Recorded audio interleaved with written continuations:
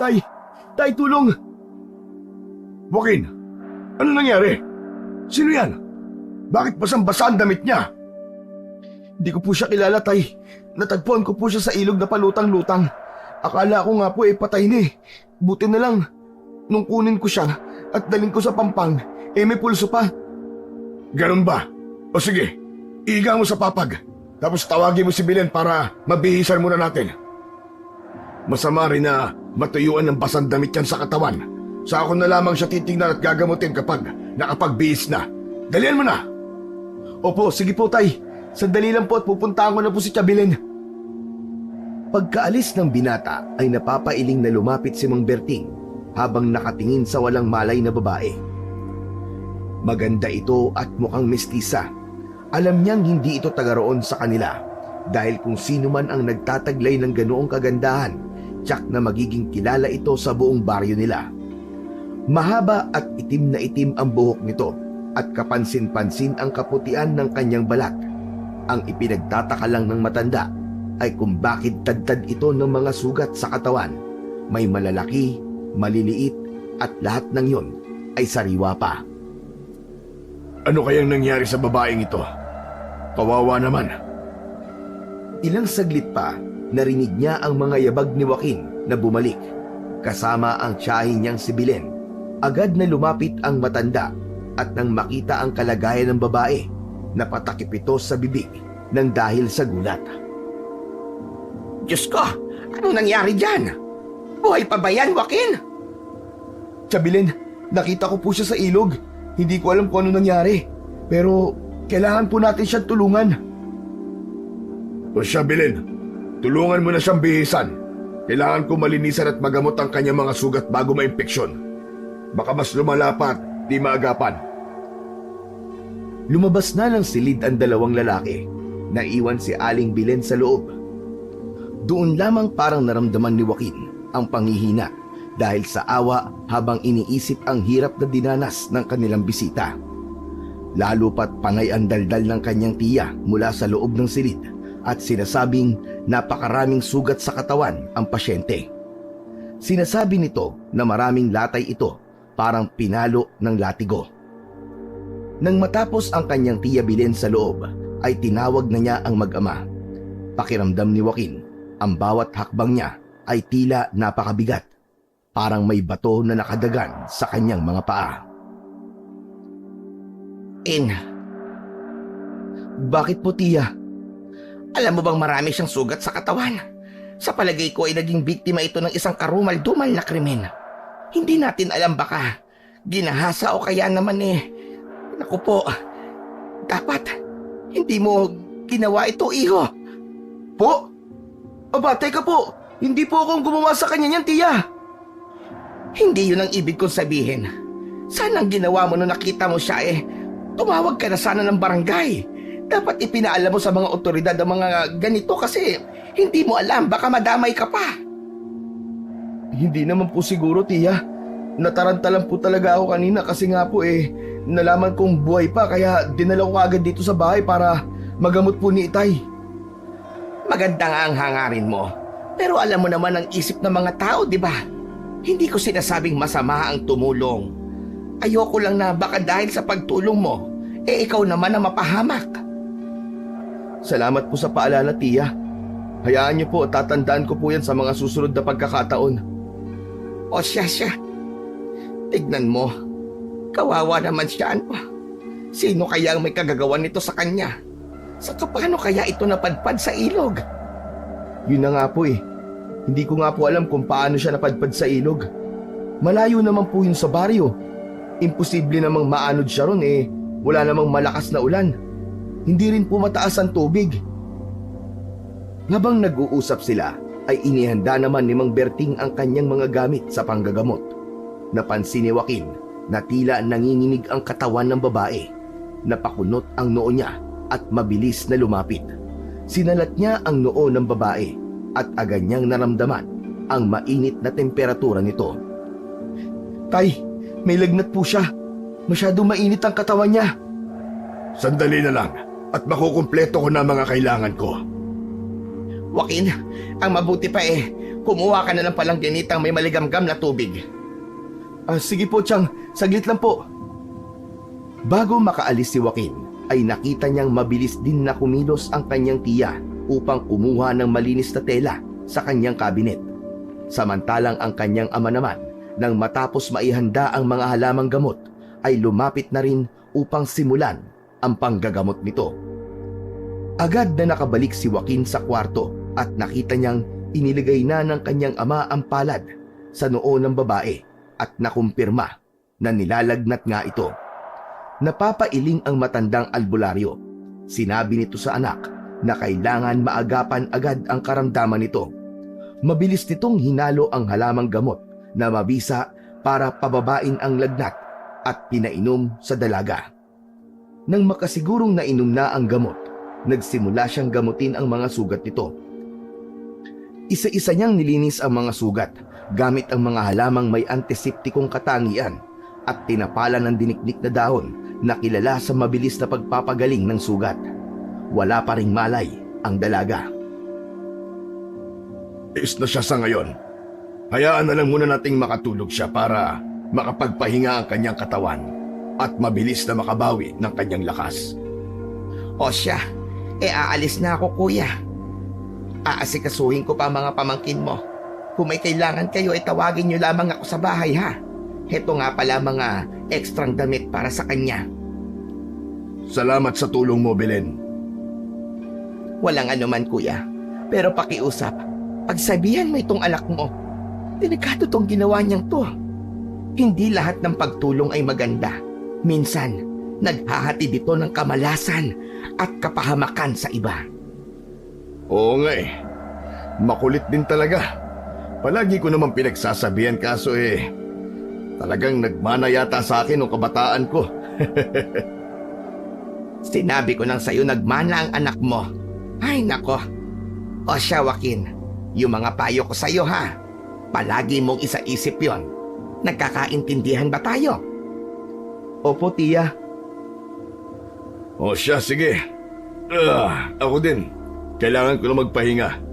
Medyo nakakaramdam na ako ng pagod dahil sa dami ng mga nagpapagamot maghapon. Sige ho, tay. Magpahinga na po kayo. Ako na po ang bahala dito. Masabi ko lang, napapansin ko kasi na marami sa mga naging pasyente natin ngayong araw ay karamihan babae at puro dalaga pa. Ano kaya ang nangyayari sa baryo natin? Oo nga po Daming nasisiraan ng ulo. Hindi ko po maisip kung bakit ganun. Ay nako. Siya, sige na ho tay. Magpahinga na po kayo. Tatawagin ko na lang po kayo kapag may kailangan ako. O siya, bantayan mo siya maigi ha. Kung gusto mo dito ka na lamang sa sala matulog para mas madali mo mabantayan ang babaeng yan. Nang gabing yon, mahimbing na nakatulog si Joaquin. Gayon din ang ama niyang si Mang Berting. Pareho silang pagod. Si Joaquin mula sa mga mabibigat na gawain sa bukid at si Mang Berting naman ay sa pag-aalaga at panggagamot sa mga tao sa kanilang nayon. Kinabukasan ay maagang nagising ang matandang albularyo upang mag-asikaso. Saka naman dumating ang kanyang kapatid na si Belen at ito na ang nagluto ng kanilang agahan. Dahil nga matagal nang wala ang asawa ng matandang albularyo, ay ang kapatid na nito ang nag-aasikaso ng mga kakainin nilang mag-ama. Bukod kasi sa maaga minsan ang mga pasyente ni Mang Berting, ay may trabaho pa si Joaquin, kaya naman masyado ng gahol ang mga ito sa oras. Sakto namang pagkagising ni Joaquin ay nakahanda na ang mga pagkain sa lamesa. Ngunit nanatili lamang siya sa sala at hindi pa magawang bumangon. Napansin niyang may kinausap ang kanyang tiya. Sandali siyang pumikit ng bahagya at nakiramdam muna sa paligid. Ang nakita ng kanyang tiyay ay ang dalaga na lumabas ng kanyang silid. Nang silipin ito ni Joaquin, ay napansin niyang bagamat daan-daan pa rin itong kumikilos at mukhang nangihina pa. Ngunit bumalik na sa dating kulay nito ang kanyang muka. Hindi natuyo at namumutla ang labi tulad kagabi. Ay magandang umaga sa'yo, iha. Mabuti't gising ka na pala. Magandang umaga rin po. pa? Parang nahihiya ka pa ha? Halika na at maupo ka rito nang nakakain ka na. Siya nga pala, tawagin mo na lang akong Tia Belen. Ikaw, Iha, anong pangalan mo? Teresa po.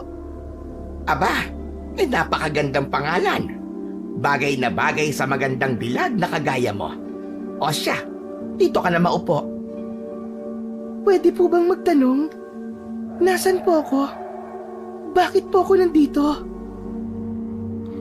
Oh, mamaya na namin sasagutin ang mga tanong mo ha. Kumain ka na muna. Sige, tatawagin ko lang yung mag-ama.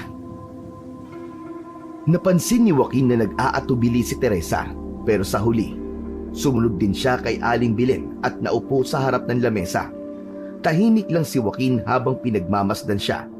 Sinubukang basahin ang bawat kilos at ekspresyon ng dalaga. Hoy, binata! Gumising ka na at gising na yung bisita niya. Abay, nakakahiya sa magandang dalaga. Ilang saglit pa, bumangon na rin si Joaquin. Pagbangon niya, napatigil siya nang makita si Teresa, ang dalagang sinagip niya kahapon na nakaupo sa hapag at nakangiti. Saglit silang nagkatitigan ni Teresa. Nahihiya at tila ba natutunaw sa kanyang upuan. Habang si Joaquin naman ay tila hindi pa rin makapaniwala. Nagising na ang babae. Buhay, ligtas at maayos na ang kalagayan. Gising ka na pala. Kumusta na ang pakiramdam mo? Ayos lang. Anong pangalan mo? Ako si Teresa. Teresa? Bagay sa'yo ang pangalan mo. Mabuti na lang at nakarecover ka na. Alalang-alala kami kagabi sa'yo eh. Lalo na't hindi namin alam kung ano ba talaga nangyari sa'yo. Maraming salamat sa tulong nyo. Kung hindi dahil sa inyo, ewan ko kung ano nang nangyari sa akin. Naku, wala yun. Mas mahalaga na ligtas ka na ngayon. Pero kung okay lang, pwede mo bang ikwento kung ano nangyari sa'yo? Baka sakaling matulungan ka pa namin. Hindi ko talaga maalala ang lahat. Basta, bigla na lang ako nakaramdam na may humahabol sa akin. Mga taong di ko kilala. Takot na takot ako kaya tumakbo ko ng tumakbo hanggang sa napadpad ako malapit sa ilog. Sige. Huwag ka mag-alala. Huwag mong pilitin kung hindi mo pa kayang ikwento ang lahat. Ang importante sa ngayon, ligtas ka na. Nandito lang kami ni Tia Belen at ni Tatay para sa'yo. Hay, kumain na muna kayo. Mamaya na ang kwentuhan. Mas importante na malamnan ang tiyan para gumana ang utak. Nagkaroon ng saglit na katahimikan. Kumuha si Teresa ng pagkain, samantalang si Joaquin ay tahimik lang na nag-iisip kung ano pa ang maaari niyang maitulong sa dalaga. Madaming tumatakbo sa kanyang isip pero hindi niya masabi. Sa gitna ng katahimikan, biglang pumasok si Mang Berting sa kusina. Bitbit ang isang lalagyan ng mais na patuka para sa mga manok. Isinabit niya ito sa isang kawit bago naghugas kamay at umupo sa harap ng mesa. Napansin ni Belen ang kakaibang pananahimik ni Mang Berting. Mabigat din ang itsura nito ni hindi man lang nagawang batiin si Teresa na nakaupo sa kanilang harapan. O kuya, ano tahimik ka? May problema ba? Patay na ang 5 sa mga alaga kong manok. Ha? Abay bakit? Nagkasakit ba? Wala naman pong sakit ang mga alaga namin, Tia. Masigla naman sila kahapon. Wala naman talaga silang sakit eh. Pero parang nilapa na mabangis na hayop ang mga alaga ko. Ho? Nilapa na mabangis na hayop? Abay, paano mo naman nasabi yon, kuya? Halos wala na natira eh. Puro balahibo na lang, ulo, paa. Yun na lang ang naiwan sa mga manok ko. May ilang gutay-gutay pa na laman loob ang nagkalat sa lupa. Teka, paano naman po nangyari yun, Tay? Grabe naman po. Oo nga. Abay, sayang naman. Ang lalaki na sana ng manok mo, kuya. Sulit na yung gawing tinola. Tay, hindi po kaya Ay nako, tumigil ka Joaquin dyan sa iniisip mo ha. Hindi na tinuloy ni Joaquin ang kanyang sasabihin dahil sa nakitang takot at pagkabahala sa mukha ng kanyang tiya. Bagkus ay naibaling na lang niya sa dalaga. Napansin niyang di pa nito inuumpisahan ng kanyang pagkain at parang kay lalim ng iniisip. Nilalaro-laro lang nito ang kutsara at tinidor. Napansin na rin siya ni Chabilen. Ineng, may problema ba? Bakit hindi ka pa kumakain? Ayaw mo ba ang mga inihanda ko? Siguro anak mayaman ka, no? Po? Hindi po. Medyo naiilang lang po ako sa pinag-uusapan po ninyo. Nako pasensya ka na iha ha. Ganito lang talaga kami. Lahat ng bagay na sanay na kaming pag-usapan at di kami namimili ng lugar. Ganun ho ba? O siya, mamaya na lang kasi tayo mag-usap-usap at nang makakain itong bisita natin. Gising ka na pala. Hindi kita kagad napansin. Pasensya na. Magandang umaga po sa inyo. Magandang araw din sa'yo, Iha. Pasensya ka na at problemado ako sa mga nangyari sa alaga ko eh. Nakakapanghinayang lang kasi. Wala pong problema. Ayos na ayos lang po. Ituloy niyo lang po yung pinag-uusapan ninyo. Yun nga, hindi maganda ang kutob ko sa nangyaring to. Sana'y hindi ito senyales ng mas malala pang problema. Hindi naman po siguro, Itay. Biglang napatingin si Joaquin sa dalaga nang sumubo ito ng pagkain. Inaasahan na ng binata na magugustuhan nito ang inihandang pagkain nito, pero kabaligtaran ang nangyari. Napatingin ang tatlo sa kanya nang makita siyang tumayo ng mabilis at tumungo sa labas ng kusina. Nakaramdam ito ng panghihina at panghihilab ng tiyan, kaya't hindi niya na mapigilan ang pagduduwal. Dali-daling sinundan ni Joaquin si Teresa. Bit-bit ang isang basong tubig. Pagdating niya sa labas, nakita niyang nakaluhod si Teresa sa tabi ng hardin, nagsusuka. Lumapit siya at maingat na inabot ang baso ng tubig sa kanya. Teresa, ayos ka lang ba? Oo, ayos lang ako. Medyo sumama lang yung pakiramdam ko. Pasensya na. O sige, uminom ka ng tubig. Baka makatulong to sa pakiramdam mo. Heto. Salamat. Ayaw mo ba sa pagkain? Hindi naman sa ganun. Hindi ko rin alam kung bakit eh. Bigla na lang kasing parang humapdi yung tiyan ko. Parang may gumuguhit.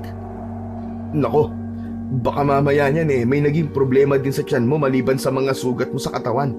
Wala ka ba talagang maalala sa mga nangyari sa'yo? Hindi ko talaga alam eh. Wala talaga akong maalala. Halika na, mabuti pa igagawa kita ng gamot na pwede mong inumin. Mabisa yon, isang inuman lang bubuti na kagad ang pakiramdam mo. Ano yun? Isang tasang gatas na may nakababad na bawang. Natigilan si Joaquin sa biglang pagtaas ng boses ni Teresa. Halos lumaki ang kanyang mga mata dahil sa pagkabigla sa inasal nito. Ilang saglit silang nagkatinginan. Kapwa walang umimik. Agad namang napansin ni Teresa ang naging reaksyon ni Joaquin. Huminga siya ng malalim. Pilit na pinakalma ang kanyang sarili at muling nagsalita ng mas mahinahon. Pasensya ka na. Hindi ko sinasadya. Sobrang dami lang talaga akong iniisip ngayon at inaalala. Nakita ni Joaquin ang pagsisisi sa mga mata ni Teresa, kaya't kahit nagulat siya, sinubukan niyang intindihin ito. Ayos lang, Teresa. Naiintindihan ko. Minsan talaga, mahirap kontrolin ang sarili kapag maraming iniisip at nararamdaman eh. Salamat ah. Ang bait mo. Walang anuman. Tara sa loob. Mabuti pa't magpahinga ka na muna para mas maging maayos na ang pakiramdam mo. Papasok na sana silang dalawa sa bahay nang biglang matigilan si Joaquin. Sa hindi kalayuan, napansin niyang may dalawang sundalo na naglalakad patungo sa direksyon nila. Ang mga sundalo ay sandaling napahinto nang may masalubong na ali at nakipag-usap sa kanya. Ilang sandali pa'y tumangu-tango ang mga sundalo sa sinabi ng ali. bago sila nagpaalam at nagpatuloy sa kanilang paglalakad. Napansin niya kaagad na napakapit sa kanyang braso ang dalaga at hindi ito mapakali. Ang kanyang mga mata ay naningkit at ang mukha niya ay nagpakita ng takot at pagkabalisa. Nagsimulang manginig ang kanyang mga kamay. Teka, bakit Teresa? Bakit parang ang lamig ng kamay mo? Ano nangyari sa'yo? Ngunit si Teresa ay tila bingi sa mga tanong ni Joaquin sa kanya. Ang kanyang mga mata ay nakatingin lamang sa mga sundalong papalapit sa kanila. Habang palapit ng palapit ang mga ito, lalo namang lumakas ang panginginig ng kanyang katawan na para bang siya'y takot na takot. Joaquin, itago mo ako, pakiusap! Itago mo ako! Ha? Teka, anong ibig mo sabihin? Bakit kita itatago? Ngunit bago pa man makasagot si Teresa, ay naramdaman na ng binata ang biglang paghila sa kanyang kamay papasok sa bahay. Naguguluhan man at nag-aalala, ay sumunod na lang siya sa agos. Bitbit pa rin niya ang isang basong tubig sa kamay. Dumiretso sila sa kwarto ni Teresa at nang makapasok na sila, agad din namang lumabas si Joaquin. Nagmamadali. Kaya nang kumatok ang mga sundalo sa kanilang bahay, siya na ang nagpresentang kumausap sa kanila, habang si Teresa naman ay nanatili lamang sa loob ng silid at tahimik na nagtago doon. Napag-alaman ni Joaquin na si Teresa nga ang pakay ng dalawang sundalo. Hindi niya man alam ang buong istorya, ngunit ang takot na nakita niya sa mga mata ng dalaga ang nagtulak sa kanya upang magsinungaling sa mga ito. Nang makaalis na sila, agad niyang hinarap ang kanyang ama at tiyahin. Parehas na nagtanong at nag-alala sa biglang pagdating ng mga sundalo. Joaquin, bakit nagawi dito ang mga sundalo? Anong kailangan nila? May hinahanap daw po silang kriminal. Ano? Kriminal? Ika mo? Opo, tay. Pinatay daw ho ang general nila sa karumal-dumal po na paraan. Halos hindi daw po makilala ang itsura ng general na yun dahil pisana ang ulo nito at nawawala ang utak. Gutay-gutay po mga parte ng katawan. Sa kawakwak din daw po ang dibdib at tiyan. Ang malala pa po, nawawala po ang puso at mga laman loob nito. Diyos ko, mahabaging Diyos! Sino naman ang halangang kaluluwang kayang gumawa ng ganun? Marahil ay may sira sa utak ang gumawa nun sa general. Eh anong sinagot mo sa kanila? Wala po, tay. Sabi ko na lang po sa kanila wala akong kilalang tao na katulad ng hinahanap nila.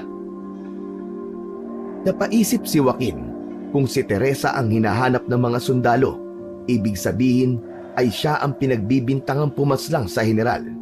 Ngunit hindi niya mawari kung paano yun magagawa ng isang dalagang tila hindi makabasag ng pinggan. Kaya naman pinabulaanan niya ang mga paratang ng mga sundalong yun kay Teresa at piniling wag na lang sabihin sa kanyang ama at tiyahin na ang babaeng tinulungan nila ang pinagbibintangan ng mga sundalong yun. Wag mo muna tayong manghusga, Chang. Hindi ho natin alam ang buong istorya Marahil po ay may kasalanan yung general at girantihan lang siya. Hindi yun malabong mangyari, gayong gahama naman talaga ang general na yun Mapang-abuso pa at walang awa sa mga mahihina. Tama ka naman dyan, anak. Subalit kailangan pa rin natin mag-ingat.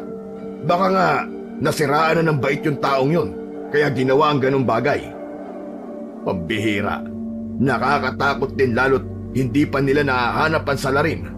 Maya-maya ay baka bigla na lang ulit makapambiktima ang taong yun. Kawawa naman ang mga tao mapapahamak.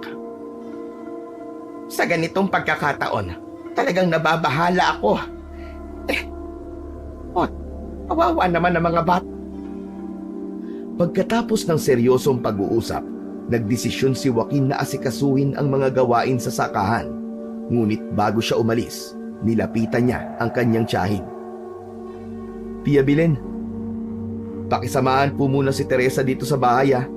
Kailangan ko pa po mag-asikaso sa sakahan Ayoko siyang iwan ng mag-isa, lalo na pagkatapos ng mga nangyari kanina. Oo, Joaquin. Ako na ang bahala sa kanya. Mag-ingat ka sa labas, ha? Opo, salamat po, Tia. Kailangan ko talagang tapusin ang mga trabaho dun Uuwi din po ako agad. Sumabay na rin si Tatay Berting na matapos magpaalam ay naglakad na rin palabas ng bahay. Tumungo ito sa kamalig upang asikasuhin ang kanyang mga pasyente na bagong dating at naghihintay. Mabilis na lumipas ang mga oras. Pagdating ng hapon, habang papalapit sa bahay si Joaquin, ay napansin niyang nakatayo sa malapit sa bintana si Teresa. Tahimik itong nakatanaw sa malawak na palayan, tila malalim ang iniisip. Ang kulay ng langit na mula sa papalubog na araw ay tumatama sa maamong muka ng dalaga. Sa paningin ng binata ay para yung isang larawang iginuhit ng isang magaling na pintor. Gandang-ganda siya sa tagpong yun, subalit nagtaka siya nang di man lang siya napansin ng dalaga, gayong kumakaway na siya dito. Parang wala sa sarili si Teresa, kaya't nilapitan niya ito ng dahan-dahan. Teresa? Ayos ka lang ba? Nagulat ang dalaga sa biglang pagsasalita ni Joaquin, ngunit agad din siyang bumalik sa realidad. Dahan-dahan siyang tumingin kay Joaquin at pilit na ngumiti. Ikaw pala, Joaquin? Oo, ayos lang ako. Naupo si Joaquin sa gilid ng bintana. Pinapanood si Teresa habang ito'y muling tumingin sa malayo. Alam niyang hindi basta-basta ang iniisip ng dalaga, kaya't minabuti niyang bigyan ito ng espasyo. Ngunit hindi ito umalis, handang makinig kung sakaling gusto nitong magsalita. Teresa, alam mo, kung gusto mong magkwento, nandito lang ako. Huwag kang mahihiya sa akin, ha? Tahimik na tumango si Teresa, ngunit nanatili siyang walang imik. Muling ibinaling ang tingin sa palayan, habang si Joaquin naman ay tahimik ding nanatili sa tabi niya. Teresa, nagmerienda ka na ba? May dala ko ritong kakanin. Nang hindi pa rin tumugon si Teresa, nagdesisyon si Joaquin na tapikin siya sa balikat, sa pag-asang makuha ang atensyon ng dalaga. Ngunit sa kanyang pagdampi, napapitlag si Teresa, para bang nagulat ito at natakot. Agad itong dumistansya sa kanya, lumayo ng ilang hakbang, at yun ay nagdulot ng pagkagulat at pag-aalala para kay Joaquin. Wag! Wag! Halata sa mukha ni Teresa ang takot at pag-aalala, at kahit gusto niyang magsalita, tila may bumabara sa kanyang lalamunan. Napansin ni Joaquin ang kalituhan at takot sa mga mata ng dalaga, at nagsimulang mag-alala na baka may mas malalim na dahilan sa kanyang naging reaksyon. Teresa! Teka, natatakot ka ba sa akin? Wag kang matakot. Wala akong intensyong saktan ka. Joaquin, pasensya na. Natakot at nabigla lang ako. Hindi mo naman kasalanan. Ano bang problema? Pwede kang magsabi sa akin. Nakita niya ang pagbalatay ng takot at pag-aalangan sa mukha ng dalaga. Kaya naman napabuntong hininga siya at humakbang paatras. Muling tumigil si Joaquin, nakikiramdam sa bawat salita at kilos ng dalaga. Alam niyang may malaking lihim na pilit itinatago si Teresa. At sa kabila ng kanyang pagnanais na malaman ang totoo, naisip niyang baka hindi pa ito ang tamang panahon. Walang problema, Teresa. Hindi kita pipilitin kung ayaw mo akong sagutin. Ito. Pwede na ba yung ganito kalayo? Hindi ka na ba natatakot sa akin? Tandaan mo, pwede mo akong maging isang kaibigan. Kaibigan? Oo, kaibigan. Bakit? Wala naman. Sandaling binalot ng katahimikan ang buong silid at tila huminto ang oras. Napapaisip ang binata sa mga susunod niyang gagawin. Hindi niya alam kung paano lulutasin ang tensyon sa pagitan nilang dalawa. Ngunit habang pinagmamasdan niya ang mukha ng dalaga, ay napansin niyang kumikislap ang mga mata nito. Nang tingnan niyang mabuti ay napagtanto niya na tumutulo na ang masaganang luha mula sa mga mata ni Teresa. Teresa? Ano nangyayari? Hindi pa rin sumagot si Teresa, ngunit naramdaman ni Joaquin ang lalim ng kanyang kalungkutan. Wala siyang ideya sa mga dahilan ng mga luha ng dalaga, ngunit ramdam niya ang bigat ng mga ito. Dahan-dahan siyang lumapit. Nag-aalangang hawakan ang balikat ni Teresa, ngunit nang lumapit siya, hindi na ito umatras. Teresa, nandito lang ako. Kung kailangan mo maglabas ng sama ng loob, makikinig ako sa'yo. Para naman gumaan ang loob mo. Hindi pa rin umimik si Teresa, ngunit patuloy ang agos ng kanyang luha. Bumabagsak sa sahig na tila walang katapusan. Hinayaan na lang ni Joaquin na manatili sila sa ganoong sitwasyon. Walang salita, walang pilitan. Ang sinag ng papalubog na araw ay tuluyan ng naglaho sa likod ng bundok. Di ko na kaya. Hindi ko na kaya, Joaquin. Sa wakas ay nagsalita na rin si Teresa. Agad na napuno ng pag-aalala si Joaquin dahil sa narinig. Alam niyang mabigat ang dinadala ng dalaga at sa simpleng salitang yon, nabatid niya ang lalim ng sakit na bumabalot sa puso nito. Nais niyang tulungan ang dalaga, ngunit hindi niya alam kung paano, kaya't nanatili siyang tahimik, handang makinig sa anumang nais nitong sabihin. Ipinaramdam ni Joaquin ang kanyang pagmamalasakit para sa dalaga habang patuloy sa pagluha ito. Maya-maya pa ay pinahid ni Teresa ang kanyang mga luha, saka nagsalita habang ang tingin ay naroon pa rin sa malawak na palayan.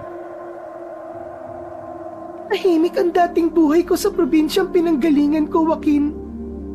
Pero isang araw, bigla na lang may dumukot sa akin, kasama ang iba pang mga kababaihan.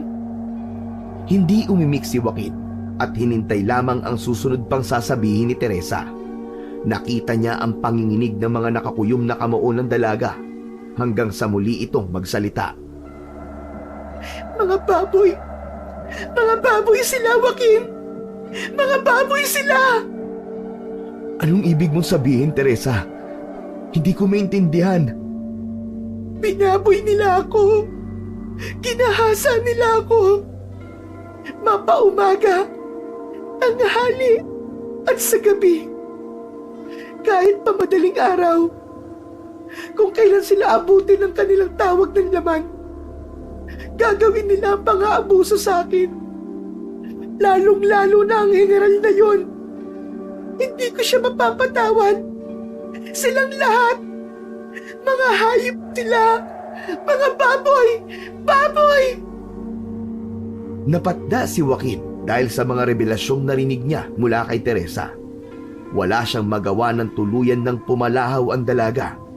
Yumuyugyug pa ang balikat nito habang umiiyak. Teresa, hindi makatarungan ang ginawa nilang yun sa'yo. Gaganti ako sa kanila. Gagantihan ko sila. Lahat sila.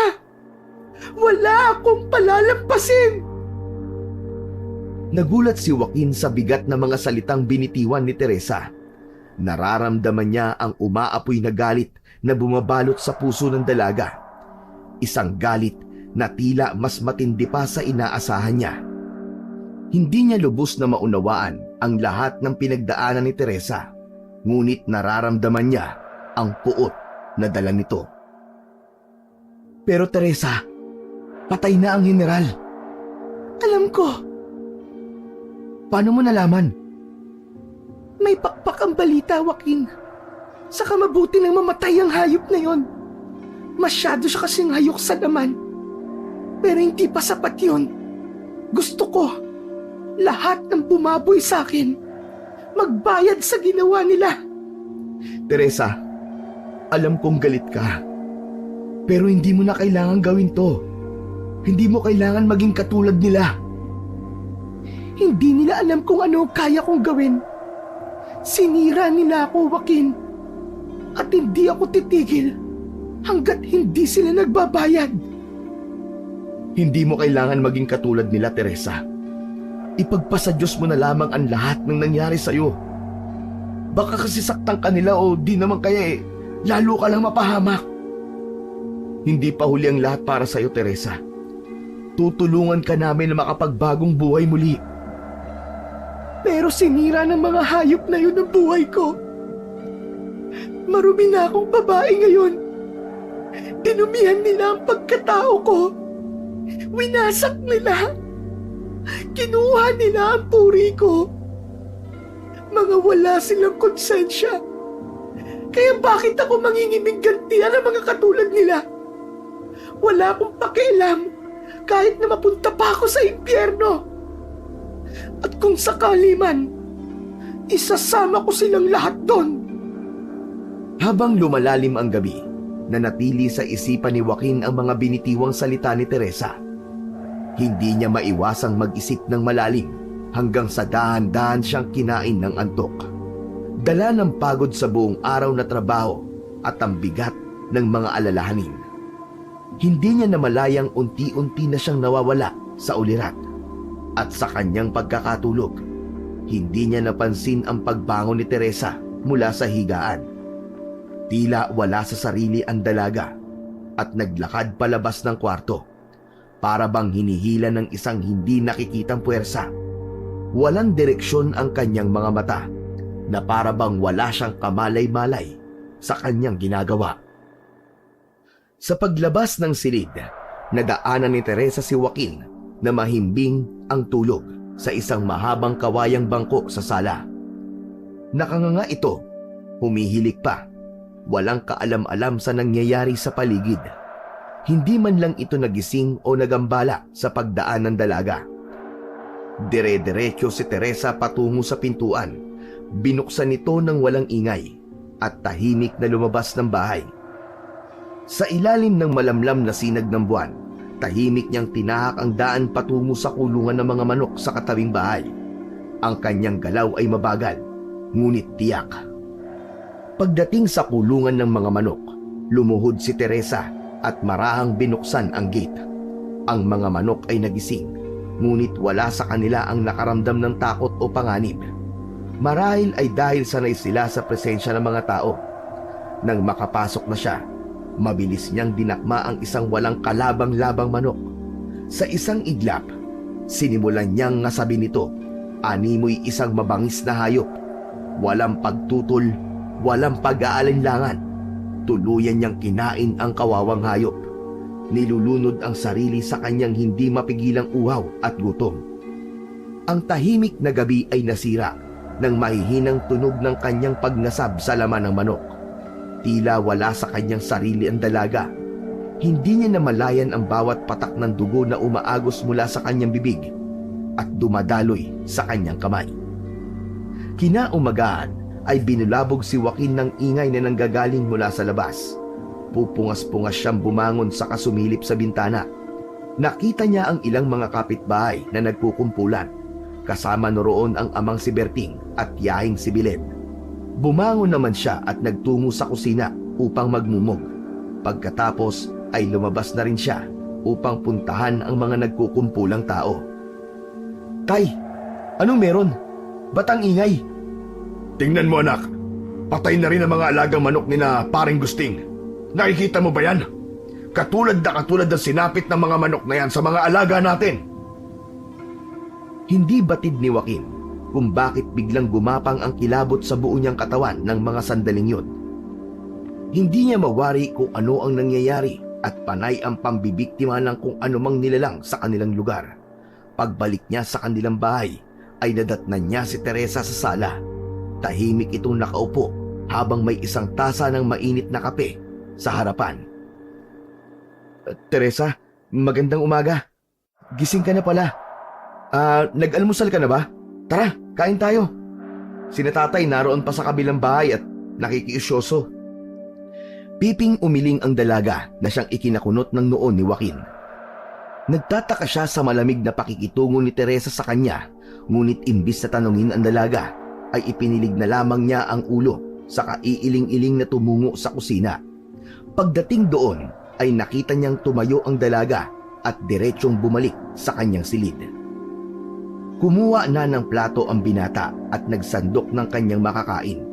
Habang kumakain, ay pumasok ang kanyang ama at tiya. Joaquin, mamaya pagkatapos ng gawain mo sa sakahan, ay umuwi ka kagad dito sa bahay ah. Delikado. Baka mamaya hindi lang pala mga hayop ang binibiktima ng nilalang na hindi natin alam kung ano. Sa palagay niyo po ba may naligaw na namang aswang dito sa ating baryo? Diyos ko, naman sana. Nakakatakot. Bay, akala ko tapos na ang kalbaryo ng baryo natin sa mga aswang-aswang na yan. Pero ito at parang may panibago na naman. Mukhang bagong sibol ang isang yan. Kaya parang pinagpapraktisan lang ang mga manok. Tapos sa susunod ay tao na. Kailangan na nating makilala ang pesteng yon para hindi niya na masaktan ang mga mahal natin sa buhay. Huwag po kayong mag-alala, tiya. Aalamin ko po ang misteryo sa pagkamatay ng mga alagang manok dito sa atin. Mabuti pa nga, pamangkin.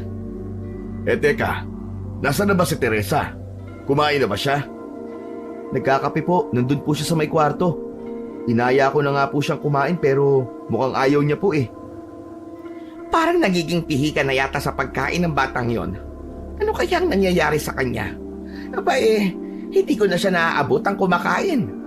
Hindi na rin masyadong lumalabas. Masama pa rin ba ang pakiramdam niya hanggang ngayon?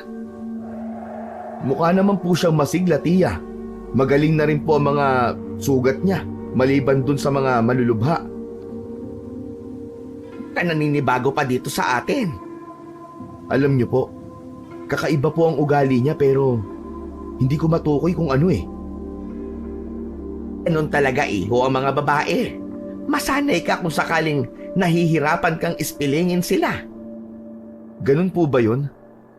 Ay siya, uuwi na muna ako at magluluto pa ako ng pagkain namin, ha? Sige, Bilin. Salamat, ha. Mag-iingat ka dyan sa daan. Hindi natin sigurado kung sa gabi lang nambibiktima yung aswang. Nako kuya, subukan niya nang makatikim siya sa akin. Aba, ang tapang ng tiya ko Kahit kailan talaga bolero ka. Aalis na ako. Oy, Joaquin, ha? Huwag kang papagabi sa labas. Si Teresa, bandayan mo rito. Opo, tiya. Pagdating ng hapon, muling nakasalubong ni Joaquin ang dalawang sundalong naghahanap kay Teresa nung nakaraang araw. Hindi niya maiwasang kabahan nang makita ang seryosong ekspresyon ng mga ito habang papalapit sa kanya. Agad nila siyang tinanong kung nakita niya na ba ang babaeng hinahanap nila. Kahit alam ni Joaquin na mapanganib kapag nalaman ng mga itong nagsisinungaling siya at pinrotektahan pa rin niya ang dalaga laban sa mga ito. Sinabi niyang wala pa rin siyang nakikitang ganung itsura ng babae. Nagkatinginan ang dalawa at parang hindi naniniwala sa kanya. Mas pinanindigan niya ang pagsisinungaling sa pamamagitan ng pagpapanatili niya ng kalmadong anyo.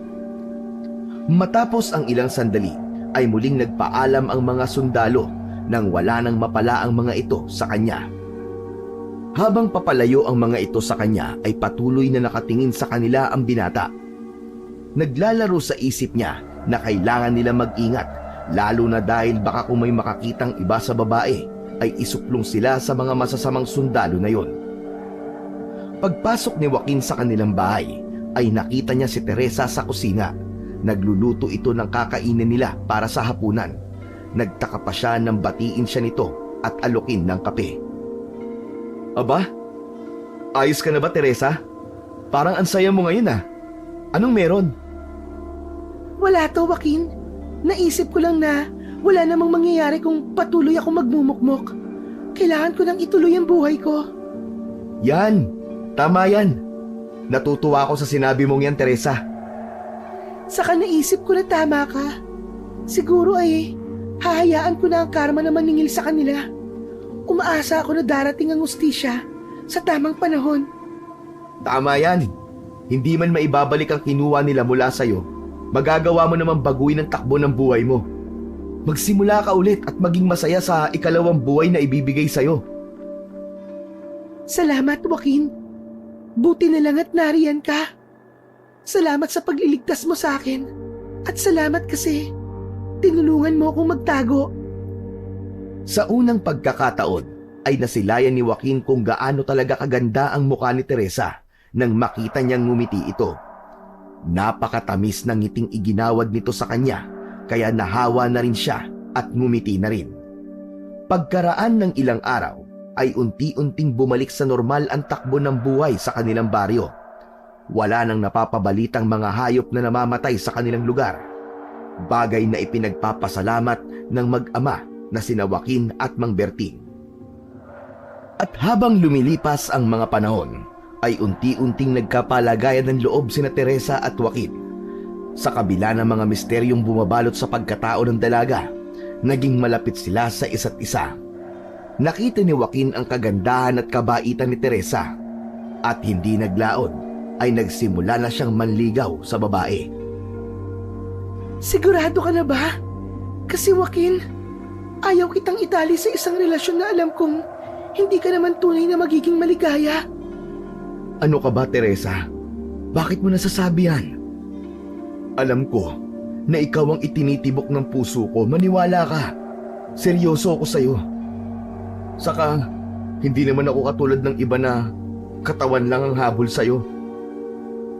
Pero Joaquin, marumi akong babae. Baka nakakalimutan mo ang nangyari sa akin. Wala akong pakialam doon. Nakahanda akong itayo ang dignidad mo bilang isang babae. Tanggap ko ang lahat sa'yo. Maniwala ka sa akin. Maging sino ka man. Pero marami namang ibang babae dyan na mas karapat-dapat na mahalin mo. Hindi yung isang tulad ko. Baka kasi magsisi ka lang at magkasakitan pa tayong dalawa kapag nagkataon. Hinawakan ni Joaquin ang mga kamay ni Teresa. Nakita niyang napapaluha na ang dalaga dahil sa mga negatibong laman ng isip nito. Pinaharap niya ang dalaga sa kanya at saka pinahid ang mga luhang dumaloy sa pisngi nito. Mahal kita, Teresa. Mahal na mahal kita. Kahit sino ka pa. Natigilan ang dalaga. Nakita niya na sinsero ang lalaki sa lahat ng mga sinasabi nito. Kita niya kung gaano kadeterminado ito para lang makuha ang matamis niyang oo. Napangiti naman ang dalaga. Sigurado ka ba, Joaquin? Kasi kung totoo yan, hindi ko na itatago ang nararamdaman ko. Kasi Joaquin, ang totoo ang totoo, mahal na din kita. Talaga? Talaga, Teresa? Totoo ba yan? Oo, Joaquin. Nakita ko lahat ng ginagawa mo para sa akin. Sobrang bait mo. At hindi ko na kayang pigilin pa ang nararamdaman ko. Mahal na rin kita. Mahal na mahal kita, Joaquin. Yes! Salamat, Teresa. Hinding-hindi kita sasaktan at lolokohin.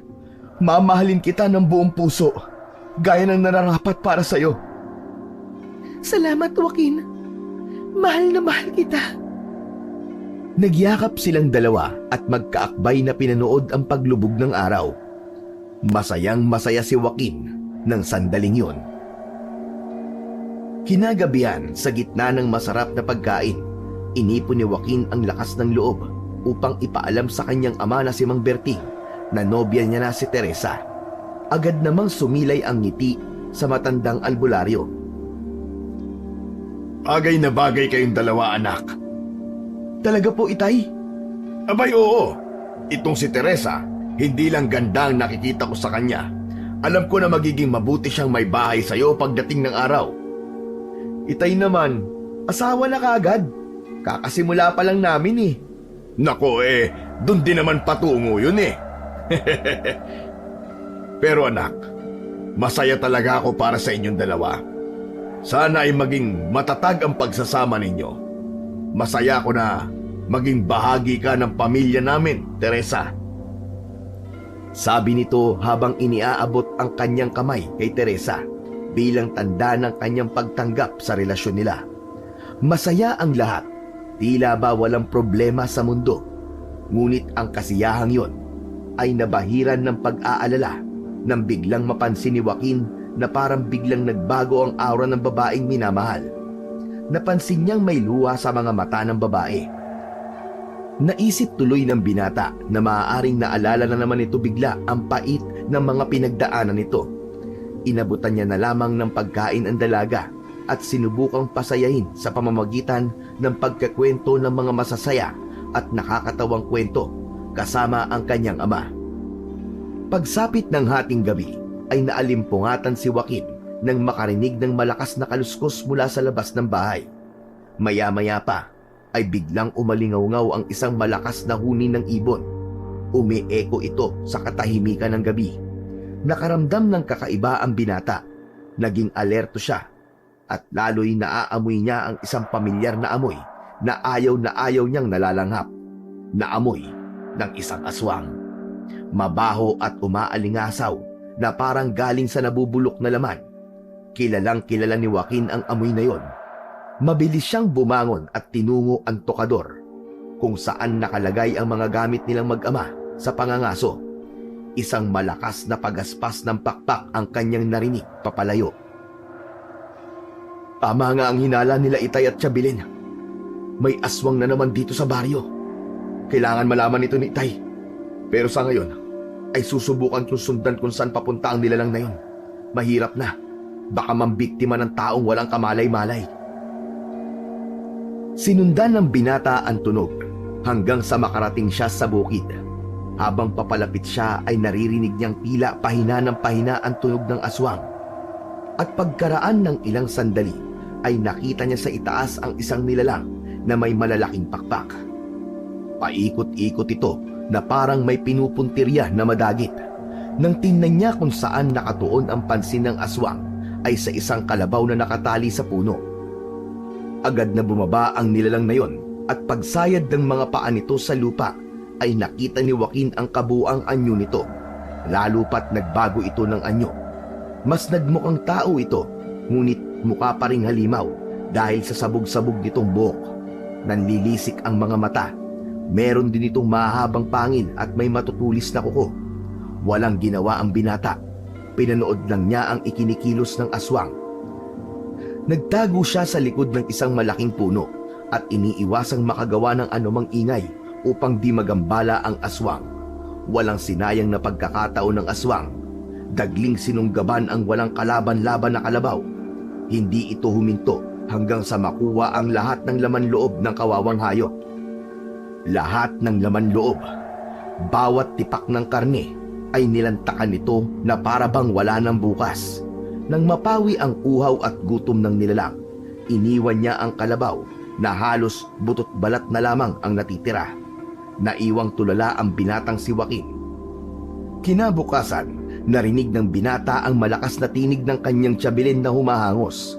Nahulaan niya na kagad kung ano ang ipapamalita nito. Ay, Diyos ko! Diyos ko, kuya! Diyos ko! Ano tingal na hingal ka? Ano ba nangyari sa'yo? Nako, may masamang balita. Aswang bumalik na naman at may bagong ginawang pamimeste dito sa barangay natin. Ano? Bumalik na naman ang hayop na yon? Oo, kuya. Kaninang umaga, balitang-balita ang pagkamatay ng kalabaw ni Aling Dolor. Wala nang natira sa kalabaw. Butot balat na lang ang naiwan. Mukhang mas nagiging mapanganib ang aswang na yon. Hindi na sapat sa kanya ang karne ng manok. Kaya naman kalabaw na ang tinira niya. Sa susunod niyan, ay baka tao na. Huwag naman sana. Kasi kawawa naman ang mga bata. Kawawa naman ang mga taong naghahanap buhay. Mga perwisyo talaga ang mga yan. Kung bakit naman kasi napakabenta ng lugar natin sa mga naliligaw na aswang. Tia Bilen, ang puso mo. Huminaw ka lang at baka mapano ka at atakihin ka pa sa puso. Natatakot lang talaga ako, iho. Grabe na ang ginagawang pamimerwisyo ng aswang na yan dito sa lugar natin. Mukhang kailangan na nating kumilos, Joaquin. Dating gawi. Opo, Itay. Ang mag-ama ay kilala din sa kanilang baryo bilang mga tirador ng aswang. Bata pa lamang si Joaquin noon nang una siyang may nakasagupang aswang kasama ang kanyang ama. Dati ay isang bagong aswang din ang kanilang nakalaban. Isang dayo na walang awang pumapatay ng mga bata para maipanlaman sa kanyang tiyan. Matagumpay na napaslang ng mag-ama ang aswang na yon. Sa kabuuan ay halos 3 aswang na rin ang kanilang napapatay at isa naman ang nakatakas. Ika-5 na ngayon ang aswang na pumatay sa kalabaw ng kanilang kababaryo. Bagamat sumang-ayon si Joaquin sa sinabi ng kanyang ama, ay may isang bahagi sa kanyang puso na nagsasabing parang ayaw niyang ituloy. Bigla niyang naisip ang kanyang kasintahan. Hindi niya malaman kung bakit may kakaiba siyang nararamdaman at hindi niya nagugustuhan ang bagay na yon. Kailangan kong kumilos at alamin na mag-isa kung siya nga ba yun. Pero sana hindi. Anong ibinubulong-bulong mo dyan, anak? May hinala ka na ba kung sino ang aswang? Wala po, Itay. Hindi ko pa po kilala ang aswang. Alamin mo, alam kong diyan ka magaling sa pag-iimbestiga. Sa lalong madaling panahon, alam kong mahahanap mo ang aswang. Opo, Itay. Gagawin ko po. Huwag po kayo mag-alala. Kinagabihan ay sinikap ni Joaquin na huwag matulog. Sa sala ay nakiramdam siya. Gising na gising at nag-aabang ng mga susunod na magaganap. Maya-maya pa ay nakita niyang lumabas si Teresa at patingkayad pa itong naglalakad na tila iniingatan nitong makalikha ng ingay ang kanyang paglalakad. Labis ang kabang naramdaman ng binata sa pagkakataon na yon at pilit na ipinagdarasal na sana ay wag, na sana ay hindi magkatotoo ang kanyang hinala. Nang buksan ni Teresa ang pinto, ay laking gulat niya nang makitang nagbago ito ng anyo at naging isang malaking ibon at lumipad ito papalayo sa kanilang bahay. Mabilis na kumilos ang binata at sinundan ang nilalang na yon. Tanging tunog at amoy lamang ang kanyang naging basihan upang masundan ang aswang. Isang orasyon ang kanyang pinakawalan sa hangin. Maya-maya pa ay bigla niyang naisip na posibleng sa kampo ng sundalo tutungo si Teresa. Mabilis siyang tumakbo upang sundan ito. Sa isip ay kailangan niyang mapigilan ang dalaga at ayaw rin niyang mapahamak itong muli sa kamay ng mga abusadong sundalo na yon. Nang malapit na siya ay napansin niyang nakadapo sa isang malaking puno ng akasya ang kanyang kasintahang naging isang malaking ibon. May tinatanaw ito at tila may pinapanood. Inakyat niya ang isang puno at doon siya nagkubli. Tanaw niya mula roon ang nagkakasiyahang mga kalalakihan. Biglang nakaramdam siya ng ngit-ngit nang makitang may pinagkakaguluhan ng mga ito na isang matandang pulubi. Labis ang pagmamakaawa ng pulubi na wag siyang saktan, subalit parang bingi ang mga ito. Duguan na ang mukha ng matanda. Puro na mga galos at pasa ang mga braso't binti nito. Saka lang siya tinigilan ng mga walang awang sundalo nang halos hindi na ito makatayo sa kanyang kinauupuan. Bago pa umalis ang isang sundalo, ay sinipa niya ng malakas ang matanda sa ulo, dahilan upang mapadaing ito at mapahiga ng tuluyan sa maalikabok na lupa. Napatingin si Joaquin sa aswang. Ngayon ay alam na niya kung gaano nga kahalang ang bituka ng mga taong yon. Malayong malayo sa mga nakilala niyang sundalo na nadestino sa kanila. Mga mapang-abuso sila at labis sa paggamit ng kanilang kapangyarihan. Silang dapat ay tagapagpatupad ng katahimikan at kapayapaan, subalit sila pa ang mas kinatatakutan dahil sa kanilang mga masasamang gawain. Maya-maya pa ay napansin niyang tila nagpaalam ang isang sundalo sa mga kasamahan nito. Papunta ito sa isang masukal na bahagi ng kampo. Medyo papalapit yon sa lugar niya. Napansin ng binata na pagewang-gewang ito sa paglalakad. Napansin niyang kumilos ang aswang. Sinusundan nito ang walang malay na lalaki. Bagamat parang nahuhulaan na ni Joaquin ang susunod na mangyayari, ay nanatili lang siya sa kanyang pinagtataguan. May bahagi sa puso niya na nagsasabing hahayaan na lamang niya ang nilalang na yon sa gusto nitong gawin. Maya-maya pa ay bigla na ngang inatake ng aswang ngayon ang sundalo. Dinagit niya yon at inilipad sa ere. Saka ito binitawan. Patay ito ng tuluyang bumagsak sa sementong kalsada. Bumaba ang aswang at pinagtutuka ang tiyan ng bangkay. Tila gutom na leon. Walang awang nilantakan ni Teresa ang katawan ng sundalong sumipa sa matandang pulubi kanina. Hindi siya tumigil hanggang sa makontento siya. Nanatiling nanonood lang ang binata at hinahayaan lang niya ang aswang sa ginagawa nito. Bumalik sa itaas ng puno ang aswang. Walang kamalay-malay na may isang nilalang din na nanonood sa kanya. May dalawa pang sundalo na lumabas ng kampo. Hindi nila alam na ang kanilang kamatayan ay nagmamasid na sa dilim. Tahimik na nakamasid lang si Teresa at maya-maya pa ay sinundan din ang dalawa. Walang kaalam-alam ang isa na tinangay na pala ng aswang ang kanyang kasama at dinala sa talahiban. Pinaslang ni Teresa ang ikalawang sundalo. Patuloy itong nagsasalita, lasing at pasuray-suray hanggang sa mapansin niyang nawala ang kausap. Nangapa ito sa dilim. Labis ang pagtataka at takot. Hindi niya alam na sa mga oras na yon, nilalantakan na ni Teresa ang kanyang kasamahan. Ilang sandali pa, naramdaman niya ang pag-angat ng kanyang mga paa sa lupa. Nagsisisigaw siya dahil sa takot. Subalit lalo siyang nagimbal nang tumingala siya at nakita niya ang isang pangit at nakakatakot na nilalang na si Teresa. Nang marating nila ang talahiban, ay binitawan na siya ng aswang. Nagpagulong-gulong pa siya dahil medyo matarik ang pinagbagsakan niya. Nabangga siya sa isang bagay. Pagtingala niya ay nakita niya ang magandang mukha ni Teresa. Subalit kapansin-pansin ang likido sa mukha nito, partikular na sa bibig. Napagtanto niya na dugo yun. Teresa! Teresa! Ano nangyari sa'yo? Bakit? Ano pa nga ba sa tingin mo, Domingo? Ibig sabihin, totoo ngang ikaw ang pumaslang sa General? Sabihin na natin ganun nga. Pero kilala mo ko, Domingo. Mabait akong tao. Pero inabuso niyo ako. Akala mo ba, palalampasin ko ang lahat ng kababuyang ginawa niyo sa akin? Tinuring kitang kaibigan. Pero ano tong ginawa mo sa akin? Ipinahamak mo ko. Patawarin mo ako, Teresa. Hindi ko sinasadya. Hindi ko ginusto yun, maniwala ka.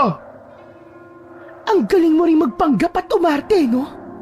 Matapos mo akong pagsamantalahan, sasabihin mong hindi mo sinasadya. Nagpakasarap ka at nagpakasasa sa akin. Tapos sasabihin mong hindi mo ginusto. Sinong niloko mo? Parang awa mo na, Teresa. Patawarin mo ako. Alam kong walang kapatawaran ang ginawa ko sa'yo pero parang awa mo na. Huwag mo akong papatayin. Marami ang umaasa sa akin. Huwag mo akong sasaktan. Pinagsisisihan ko na ang lahat ng ginawa ko sa'yo. Patawarin mo na ako. Patawarin mo ako, Teresa. Huli na para magsisi, Domingo. Kaya magpaalam ka na sa mundong ito. Wag! Bigla siyang sinugod ni Teresa at sa isang iglap ay ibinaon ng aswang ang kanyang matutulis na kuko sa sundalong yon. Ang mga kuko ng aswang ay tila mga kutsilyong sumusugat sa kanyang laman. Napasigaw siya sa tindi ng sakit. Ang kanyang mga hiyaw ay pumaibabaw sa tahimik na gabi. Wala na siyang magawa kundi tanggapin ang kapalaran na kanyang kinatatakutan, ang kamatayan. Sa pagkakataong yon, ay nakita niyang lumipad na palayo ang aswang. Sinundan niya ito at napadpad sila sa gubat. Tagaktak na ang kanyang pawis dahil sa pagod sa pagtakbo at pagsunod sa kanyang nobya. Hanggang sa makarinig siya ng isang malakas na angin galing sa kung saan. Muli niyang pinakinggan ang pinanggagalingan ng tunog nung biglang may sumulpot na isang nilalang mula sa talahiban. Nakita niyang tumalilis papunta sa masukal na gubat ang aswang. Maingat niyang sinundan ang nilalang sa gitna ng madilim na kagubatan. Napunta sila sa lugar kung saan niya natagpuan noon ang dalaga sa ilog. Ang aswang ay nagpalit ng anyo bilang si Teresa. Bumaba ito sa ilog upang hugasan ang mga dugong nagmantsa sa kanyang makinis na balat. Teresa, gulat na napatingin sa kanya ang babae at nanginginig na napaatras. Alam ko na ang totoo. Nakita ko lahat yung ginawa mo ngayong gabi. Huwag malapitan, Joaquin. Huwag kang lalapit sa akin. Huwag kang matakot sa akin. Gusto ko lang na mag-usap tayo ng mabuti. Para mo ng awa. Huwag mo akong sasaktan. Hindi kita sasaktan. Sino may sabing sasaktan kita? Gusto lang kitang tanungin kung bakit inilihim mo sa akin to. Bakit hindi mo sinabi na Na ganito ko? Na isa akong aswang? Bakit? Matatanggap mo ba ako kung sakaling malaman mo ng maaga ang katotohanan? Kung ano ang pagkatao ko? Alam kong hindi mo ako matatanggap, Joaquin. Sino nga ba naman na magmamahal sa isang halimaw na katulad ko? Hindi yun ang ibig kong sabihin, Teresa. Kailanman, hindi ko iniisip na hindi ka kamahal-mahal. Dahil ang totoo, nararapat kang mahalin. At sa maikling panahon na nagkasama tayo, batid ng puso ko na mabuti kang tao. Kaya nga kita nagustuhan at minahal. Pero pistado mo na ako. Alam mo na ang buo kong pagkatao, Joaquin. Pumatak ang luha sa pisngi ng dalaga habang papalapit ito sa kanya. Ipinapaubaya ko na ang sarili ko sa iyo, Joaquin. Total, nagawa ko na ang dapat kong gawin. Nakaginti na ako sa mga taong lumapastangan at bumaboy sa akin. Sige na, maaari mo na akong patayin. Ayoko na sa buhay na to. Ayoko na. Pagod na ako, Joaquin. Hindi ko kaya. Hindi ko magagawa yun, Teresa. Teka, huli na naman to, di ba? Sabihin mo sa akin na hindi ka na muling mananakit ng mga tao. Tama ba, Teresa? Tama ba? Ano? Mangako ka lang sa akin na hindi mo na to gagawin uli. At kakalimutan ko lahat ng nakita ko ngayon. Anong sinasabi mo? Hindi ko may papangako sa iyan dahil isa akong halimaw, Joaquin. Aswang ako. Isa akong aswang na palaging natatakam sa karne at dugo. Hindi ako makakapayag, Teresa. Mahal na mahal kita at handa akong tulungan ka.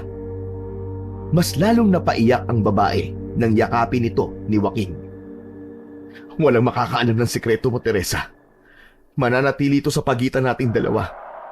Kung kinakailangan ilayo kita rito, gagawin ko. Huwag ka lang mawala sa akin. Dinala ni Joaquin si Teresa sa ilog upang linisan ang mga dugo sa katawan nito. Pagkatapos ay ipinasuot niya sa dalaga ang pang-itaas niya. Mabilis silang umalis sa lugar na yon at umuwi sa kanilang tahanan. Lingid sa kanilang kaalaman ay may isang lalaki na kababaryo nila ang nakarinig sa kanilang pag-uusap. At noon din ay ipinagbigay alam ito sa iba pa nilang kababaryo. Pagdating naman ng dalawa sa bahay ay nasa kwarto na nito ang ama at nagpapahinga na. Sinamahan ni Joaquin ang nobya sa kwarto nito at saka pinagbihis. Teresa, pwede ba akong magtanong? Marahang tumango ang dalaga habang nakatingin sa kanya ang namumugto nitong mga mata. Paano ka naging ganyan? May lahi ba kayong aswang? Wala. Regalo lang sa akin ang bagay na ito. Regalo? Teka, anong ibig mong sabihin? Isang regalo na hindi ko alam na may taglay na akong ganitong kapangyarihan. Nalinlang ako. Ang sabi ng matanda sa akin, maganda raw na maipasa niya sa akin ito upang makalaban ako sa mapang-abusong mga sundalo. Isang matanda nagbigay sa'yo niyan? Pero bakit mo tinanggap? Yung matandang yun ay pinahirapan din ng mga halangang bitukan hun. Ang sabi niya ay pagod na siya at nais na niyang magpahinga. Kaya kailangan niya nang maipasa sa akin ang mutya. Kung gano'n ay naiintindihan ko na. Hindi ko to ginusto. Hindi ko to ginusto, Joaquin. Natatakot ako sa maaari ko pang magawa. Hindi ko kontrolado ang sarili ko kapag... Hayaan mo. Tutulungan kita. Tutulungan ka ng itay na maalis ang mutya na yan. Salamat, Joaquin. Salamat. O sige, hintayin mo ako dito ah. Kukuha lang ako ng konting gamit natin. Doon muna tayo sa kabilang probinsya sa isang kapatid pa nila tatay. Magpapalamig na muna tayo doon. Inayos nila ang kanilang mga dadalhin sa gagawing pagtakas. Ngunit nang akmang lalabas na sila ng pinto, ay narinig naman nila ang sigawan ng mga tao. Sumilip siya sa bintana at doon nga niya nakita ang papalapit na mga tao sa bakuran nila. Naalimpungatan ang ama dahil sa ingay ng mga tao. Bumangon ito at naabutan niyang aligaga sa sala ang dalawang kasama sa bahay. Nakita niyang may hawak na bag si Joaquin. Ano nangyayari? Bakit may mga nagkakagulong tao sa labas? Saka ano yan? Bakit may bitbit kayong bag? Magtatanan kayo? Hindi ko po ay papaliwanag ngayon, Itay. Kailangan namin makatakas ngayon. Hindi maganda ang kutob ko sa mga taong nariyan sa labas. O sige. Tumakas na kayo. Sa likod na kayo dumaan. At ako nang bahala dito. Pero ipaliwanag niyo sa akin to sa ibang araw, ha? Salamat po, Itay. Pupunta na lang po muna kami doon kina Tia Sonia sa kabilang probinsya. O sige. Dali, mag-iingat kayo. Maingat na dumaan sina Joaquin at Teresa sa mga madidilim na bahagi ng kanilang baryo. Iniiwasan ang mga bantay at mga taong posibleng nakamasid. Hanggang sa makarating sila sa ibaba ng bundok. Inakyat nila yon at naglakad pa hanggang sa makarating sila sa tuktok. May nakita sila doong isang kubo. Teresa, sandali lang. Malayo na tayo sa baryo. Baka pwede na tayo magpahinga muna dito. Pwede, pero hindi dapat tayo magtagal dito. Baka mahanap nila tayo dito. Oo, tama ka. Habang nagpapahinga, ay naramdaman nilang nag-uumpisang bumagsak na ang ulan. Nagpalitan sila ng tingin, parehong puno ng pag-aalala. Lumakas ng lumakas ang buhos ng ulan. Kinakabahan ako. Bakit kaya ganito ang nararamdaman ko? Bakit, Joaquin? Ano ba ang nararamdaman mo? Basta, parang kinakabahan ako. Parang merong hindi magandang mangyayari. Nang humina ang ulan, ay nagpasya na ang dalawa na magpatuloy na sa kanilang paglalakbay. Subalit nang biglang mapalingon ang dalaga sa ibaba, ay agad niyang napansin ang isang malaking apoy na tumutupok sa baryo. Joaquin, may sunog! Hindi! Ang lugar na yon, Teresa! Doon nakatayo ang bahay namin! Ang itay mo, Joaquin! Ang itay mo! Teka, kailangan kong bumalik. Maiwan ka na muna dito. Huwag kang aalis dito, ha? Kailangan kong masiguro na ligtas ang aking itay. Sige, maghihintay ako sa iyo, Joaquin. Mag-iingat ka. Tumakbo pababa si Joaquin. Hindi alintana ang pagod at lamig mula sa ulan. Ang tanging nasa isip niya ay ang kalagayan ng kanyang itay. Nang makarating siya sa ibaba, nakita niya ang malaking apoy na patuloy na lumalamon sa kanilang bahay. Wala ng tao sa kanilang bakuran. Hindi tulad sa bundok, ang ulan sa baryo ay mahina lang. Pero yun din ang naging dahilan upang magsiuwian ang mga malulupit na taong may gawa ng bagay na yun. Napalunok siya ng malalim. Itay, nasan ka? Itay! Itay, nasan ka? Walang sumasagot. Patuloy siyang tumakbo papunta sa kabilang bahay. Ngunit ang init ng apoy ay naging hadlang para makalapit pa siya. Sumigaw siya ng sumigaw. Umaasang may maririnig siyang tugon. Itay! Lumabas ka dyan, Itay! Itay, sumagot ka! Nang magawi siya sa likod ng bahay, ay may narinig siyang isang mahinang ungol mula sa likod ng bahay. Dali-dali siyang nagpunta doon at nakita ang kanyang tatay Berting na nakahandusay sa lupa. Duguan at hirap na hirap huminga. Agad na nilapitan niya si Mang Berting. Itay! Itay! Ano nangyari? Anong ginawa nila sa'yo? Anak, ang sabi nila, nag-aalaga daw tayo ng aswang dito sa bahay. Kaya nila ginawa ito. Hinahanap nila sa akin si Teresa. Binugbog nila ako at sinunog ang bahay natin. Nanginginig ang kamay ni Tatay Berting habang hawak ang braso ng kanyang anak. Hindi makapaniwala si Joaquin na kayang gawin yun ng kanilang mga kababaryo, gayong naging mabuti sa kanila ang kanyang ama. Marami itong nagamot at nailigtas sa kamatayan at sakit, pero ganoon ang iginanti sa kanila. Hindi niya maintindihan kung bakit at kung paano nalaman ng mga yon ang tunay na katauhan ng dalaga. Bigla niyang naisip ang naging usapan nila sa ilog. Nagkaroon siya ng suspetsa na baka doon ay may nakakita sa kanila ni Teresa. Kaya niyo po bang tumayo, Tay? Aalis na tayo dito. Kailangan kitang mailayo dito, baka bumalik sila. Ayokong lalo ka pang mapahamak. Anak, sabihin mo totoo. Totoo ba ang sinasabi nila? Totoo bang aswang si Teresa? Itay, mahabang kwento. Kailangan na muna nating makalayo dito. Hindi na kayo makakatakas, Joaquin. Sinasabi ko na nga ba? At babalik ka rito para iligtas ang tatay mo. Anong problema mo, Pedro? Ikaw ang may problema. Nasaan ang aswang? Saan mo itinago yung babae? Anong aswang ang sinasabi mo? Sa sinong babae ang hinahanap mo? Huwag ka na magbang-mahangan pa. Alam mo bang galing na ako sa kampo ng mga sundalo at natagpuan na nila yung mga pinatay ng babaeng kasama mo sa gubat? Kitang-kita ko kayo. Alam ko ang ginawa nyo ng aswang na yon. Huwag ka na magkaila pa, Joaquin. Anak, tumakas ka na, sige na. Hayaan mo na ako dito. Iligtas mo ang sarili mo. Hep, hep. Walang aalis.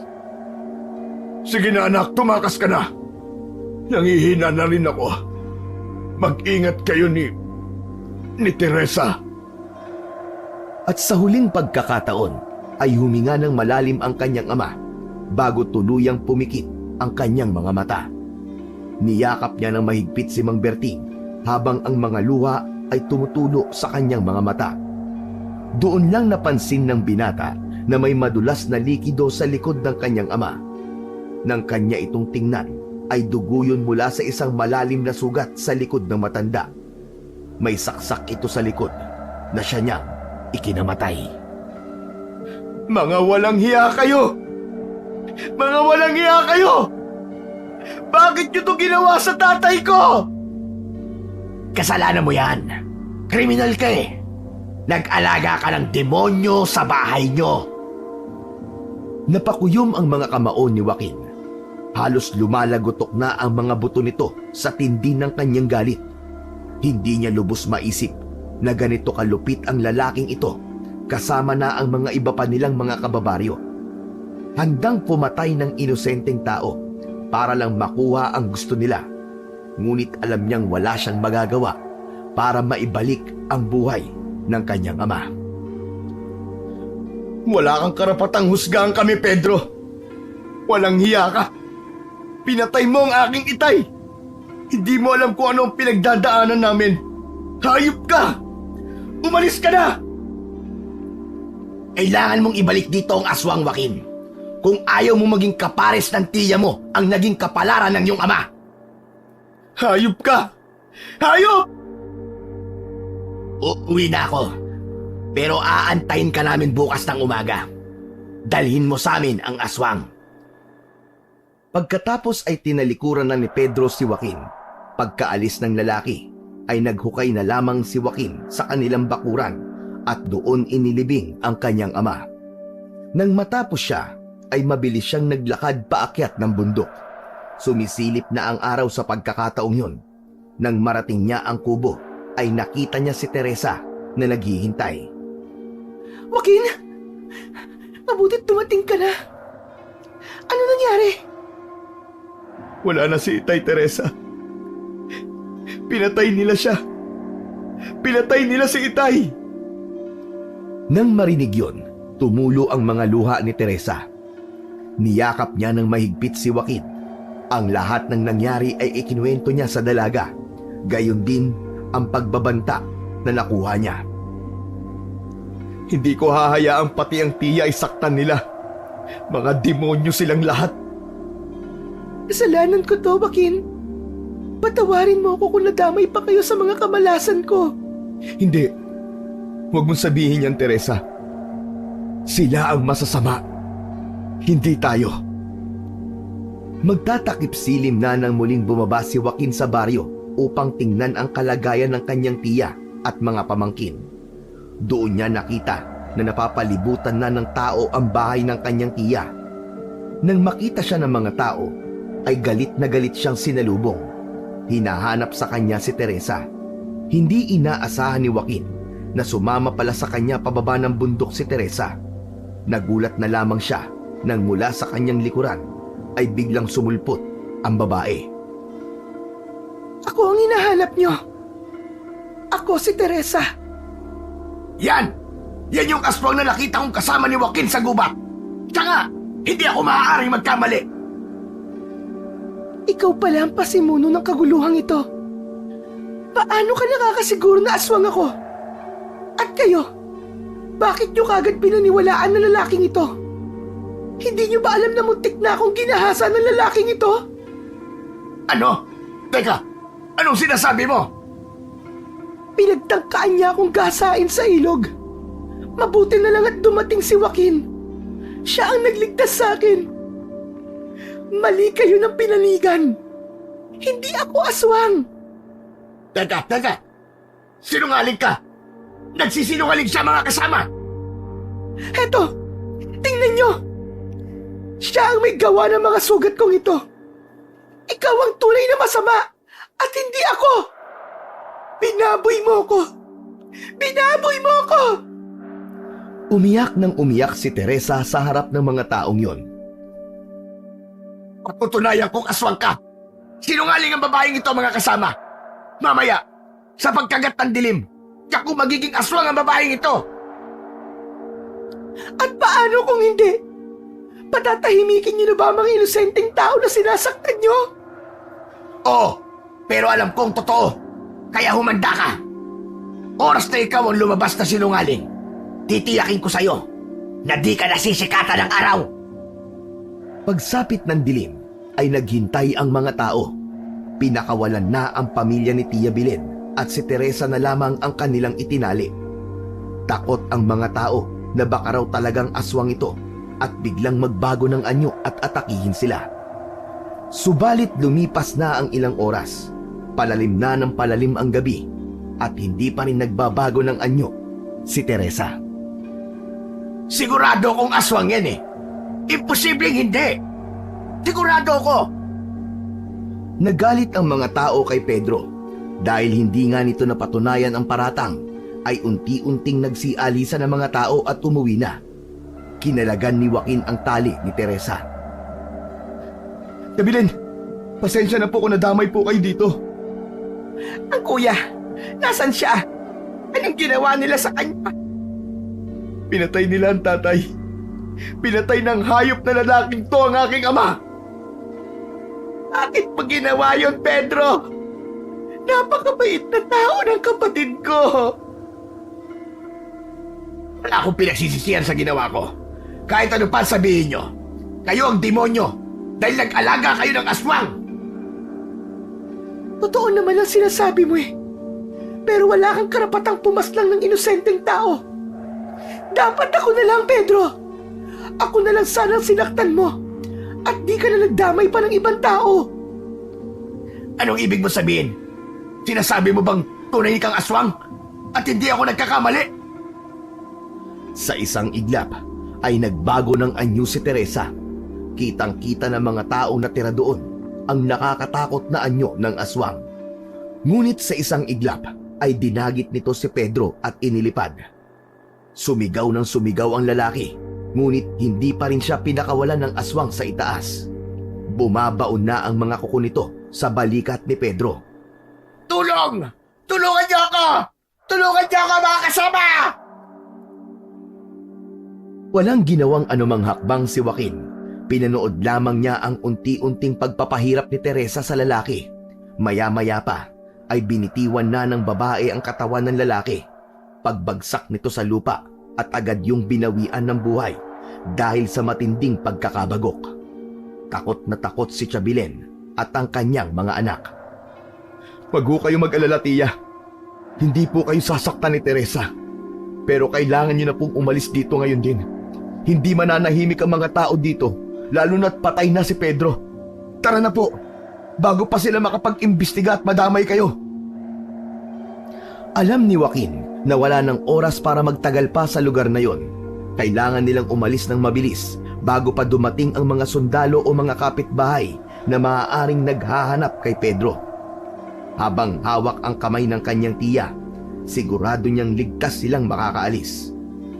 Habang tinatahak ni Joaquin, Teresa, Belen at ang mga anak nito ang madilim na daan palabas ng baryo, ay di mapakali ang binata sa kakatingin sa likod upang masigurado na nakasunod ang lahat. Saan ba tayo pupunta? Alam kong dito madali, tiya. Ayoko madamay kayo pero narito na. Nangyari na. Sumunod na lang po kayo. Pansamantala po magtatago muna tayo sa kapatid mo. Doon ko kayo iiwan, tiya. Babawi po ako sa inyo sa lahat ng mga gulong nangyari ngayon. Ibig mong sabihin, totoong aswang si Teresa, Joaquin? Opo, tiya. Pero hindi po siya tulad ng inaakala niyo na masamang nilalang. Mabait po si Teresa. Mabait po ang nobya ko. Hindi niya tayo sasaktan. Ito na nga bang sinasabi ko, na di lahat ng pagtulong ay nakakabuti. Tiya, huwag na po muna natin pag-usapan yan ngayon. Pasensya na po kayo. Isa pa po, hindi ko po kayo pwedeng pabayaan. Ang sitwasyon natin sa baryo, hindi na po maganda. Tamang-tama sa pagputok ng araw ay narinig na nila ang isang bahagi ng highway. At mula doon ay may dumaan na pampasaherong jeep. Pinara nila yon at sumakay kasama si Teresa. Naglakbay sila ng mapayapa hanggang sa nakarating sa kapatid ni Tia Belen. Malugod naman silang tinanggap nito at pansamantalang pinatira sa isang kubong pagmamay-ari ng pamilya. Habang tahimik na nagbabantay si Joaquin sa labas ng kubo, lumapit sa kanya si Teresa. Sa isang malumanay ngunit seryosong tono, inamin ni Teresa kay Joaquin na isa pala siyang heredera mula sa isang mayamang pamilya. Ikinuwento niya kung paano siya dinukot ng mga mapagsamantalang sundalo, mga taong akala niya ay mapagkakatiwalaan. Hindi makapaniwala si Joaquin sa kanyang mga narinig. Hindi niya akalaing ang dalagang kasama niya ngayon ay nagmula pala sa isang maimpluwensyang pamilya. Mabilis ako nagtiwala sa isang kaibigan. Pero traidor pala siya. Kaya ako sinapit ng ganitong kapalaran. Hindi mo kasalanan, Teresa. Wala kang kasalanan, mahal ko. Wala na akong magulang, Joaquin. Matagal na akong ulila. Kaya palagi akong sabik sa atensyon at kasama. Mahal ko, hindi ako mawawala sa iyo. Pangako ko sa iyo yan. Salamat, Joaquin. Pero kailangan ko lang bumalik sa amin. Malaking tulong ang pera ko para makapagsimula si Tia Belen. Samahan mo ko. Kunin natin ang mga pwede ko pang mapakinabangan doon. Magsimula tayo ng bagong buhay. Sa huli, si Teresa at Joaquin ay nagpasya ng talikuran ang kanilang madilim na nakaraan. Matapos nilang bumalik sa lugar ng mga magulang ni Teresa at kunin ang mga natitirang yaman, ginamit nila ito para magsimula ng bagong buhay sa malayong lugar. Kasama sina Tia Belen at ang kanyang mga anak.